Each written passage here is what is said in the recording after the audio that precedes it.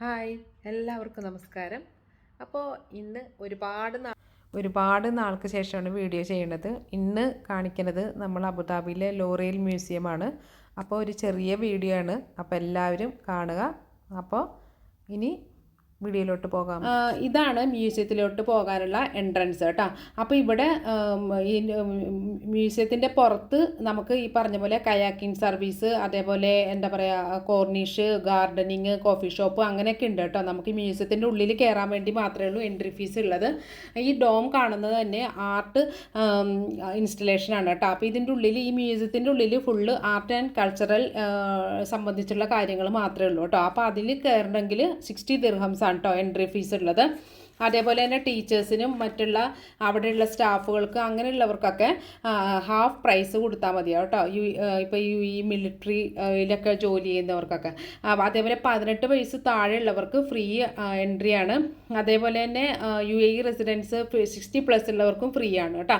അതേപോലെ ഈ മ്യൂസിയത്തിലെ സ്റ്റാഫ്സ്, പിന്നെ അങ്ങനെയുള്ളവർക്കൊക്കെ, ജേർണലിസ്റ്റ് അങ്ങനെയുള്ളവർക്കൊക്കെ ഫ്രീ ആണ്.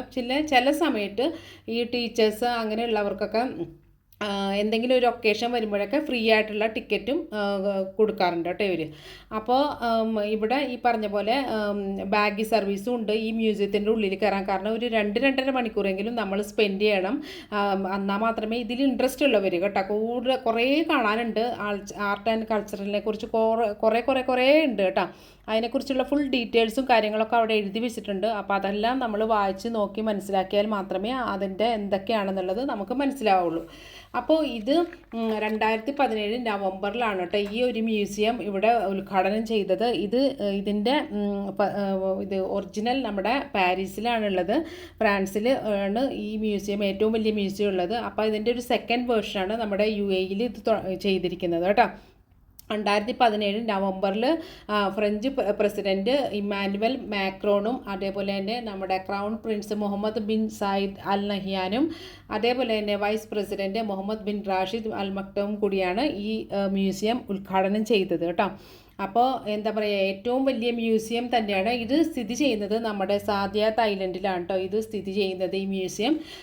അപ്പോൾ നമ്മൾ ഗൂഗിളിൽ അടിച്ചു നോക്കിയാൽ തന്നെ നമുക്ക് കാണാൻ പറ്റും കേട്ടോ ഇതിനെക്കുറിച്ച്. അപ്പോൾ ഇത് പിള്ളേർക്കൊക്കെ നന്നായിട്ട് ഇഷ്ടപ്പെടുന്ന ഒരു മ്യൂസിയമാണ്. അപ്പോൾ നമുക്ക് ഈ പറഞ്ഞ പോലെ ഒരു ഹാഫ് ഡേ ഒക്കെ സ്പെൻഡ് ചെയ്യാൻ പറ്റും വീക്കെൻഡിൽ പോയാൽ. കാരണം പുറത്ത് നമുക്ക് കുറേ ഫോട്ടോഷൂട്ട് എടുക്കാൻ പറ്റിയ സ്ഥലങ്ങളും നമുക്ക് ഇരിക്കാനുള്ള ഇതെല്ലാം അവിടെ ഉണ്ട് കേട്ടോ.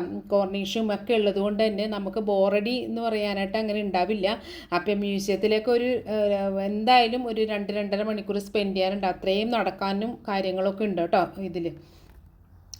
അപ്പോൾ ഇതൊക്കെയാണ് നമ്മുടെ മ്യൂസിയത്തിൻ്റെ കുറിച്ചുള്ള കാര്യങ്ങൾ. അപ്പോൾ എന്താ പറയുക, വീക്കെൻഡ്സൊക്കെ വരുമ്പോഴത്തേക്കും ഇത് കണ്ടിട്ടില്ലാത്തവർ ഇത് തീർച്ചയായിട്ടും ഒന്ന് പോയി കാണണം. കാരണം നമുക്ക് ചിലപ്പോൾ ഫ്രാൻസിലൊക്കെ പോയി കാണാൻ പറ്റിയെന്ന് വരില്ല. അപ്പോൾ അതിൻ്റെ ഒരു സെക്കൻഡ് വേർഷൻ തന്നെയാണിത്. കാണാൻ നല്ല ഭംഗിയാണ്. അപ്പോൾ എന്താ പറയുക, അതേപോലെ പാർക്കിങ്ങിനെ കുറിച്ച് ഒരു ടെൻഷനും വേണ്ട കേട്ടോ. നല്ല സ്പേഷ്യസ് ആയിട്ടുള്ള പാർക്കിംഗ് അവിടെ കിട്ടുന്നുണ്ട് കേട്ടോ. അപ്പോൾ അത് കാരണം അതിനെക്കുറിച്ചൊന്നും ടെൻഷനൊന്നും വേണ്ട. പിന്നെ ഇത് ഓൺലൈൻ രജിസ്ട്രേഷൻ ചെയ്തിട്ട് വേണം പോകാനായിട്ട് കേട്ടോ.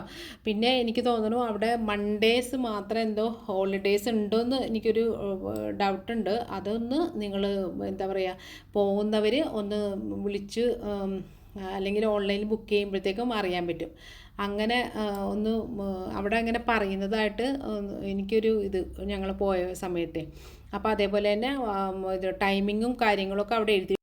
അപ്പോൾ ഇത്രയൊക്കെ തന്നെയുള്ള വിശേഷങ്ങൾ. ബാക്കിയെല്ലാം നിങ്ങൾ അവിടെ പോയിട്ട് തന്നെ കണ്ടറിയണം. അപ്പോൾ ഈ പറഞ്ഞ പോലെ കുറേയൊന്നും നമുക്കൊന്നും മനസ്സിലാവുമൊന്നുമില്ല. പക്ഷേ അവിടെ എഴുതി വെച്ചിരിക്കുന്നത് നോക്കിയിട്ട് വേണം നമ്മൾ മനസ്സിലാക്കി എടുക്കാനായിട്ട് കേട്ടോ. അപ്പോൾ അങ്ങനെ ഒരുപാട് കുറേ കാര്യങ്ങളൊക്കെ അവിടെ ഉണ്ട്. അപ്പോൾ പിള്ളേർക്കായാലും വലിയവർക്കായാലും എന്താ പറയുക, നമുക്ക് കുറേ അറിവുകൾ കിട്ടുന്നതാണ്. അപ്പോൾ ഒരു ഹാഫ് ഡേ പിള്ളേരെയും കൊണ്ട് എല്ലാവരും ഇത് ഒന്ന് എന്താ പറയുക, കൊണ്ടുപോയി കാണിക്കണം എന്ന് തന്നെ ഞാൻ പറയുള്ളൂ. കാരണം അടിപൊളിയാണ്. അപ്പോൾ അതേപോലെ തന്നെ പുറത്തായാലും നമുക്ക് ആർക്കും ഇത് ബോറടിയൊന്നും ഉണ്ടാവില്ല. കാരണം എന്താ വെച്ചാൽ പുറമേയും കുറേ കറങ്ങാനും കാര്യങ്ങളൊക്കെ ഉണ്ട്. അപ്പോൾ ഇത്രയൊക്കെ തന്നെ ഉള്ളൂ. ബാക്കിയെല്ലാം നിങ്ങൾ നേരിട്ട് പോയി കണ്ടിട്ട് പറയൂ കേട്ടോ. അപ്പോൾ ഇനിയും ഇതേപോലെ തന്നെ നല്ല നല്ല വീഡിയോസുമായിട്ട് ഞാൻ വരുന്നതായിരിക്കും കേട്ടോ. കുറേ നാളായി എനിക്ക് വീഡിയോസൊന്നും ഇടാൻ പറ്റിയിട്ടുണ്ടായില്ല. അപ്പോൾ എല്ലാവരും